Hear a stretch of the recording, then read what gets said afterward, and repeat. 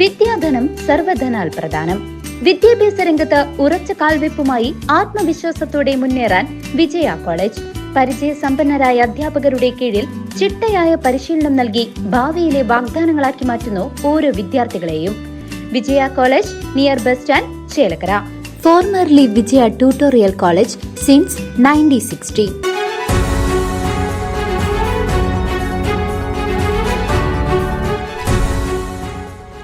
ശക്തമായ കാറ്റിലും മഴയിലും തൃശൂർ ഷൊർണൂർ പ്രധാന പാതയിലെ വാഴക്കോട് മരം പൊട്ടി വീണ് ഗതാഗതം തടസ്സപ്പെട്ടു. വെള്ളിയാഴ്ച വൈകിട്ട് 5:30 ശക്തമായ കാറ്റിലാണ് മരം പൊട്ടി വീണ് ഗതാഗതം തടസ്സപ്പെട്ടത്.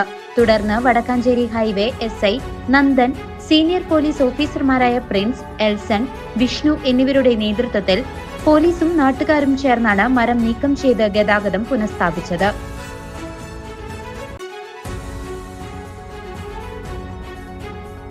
News desk CCV.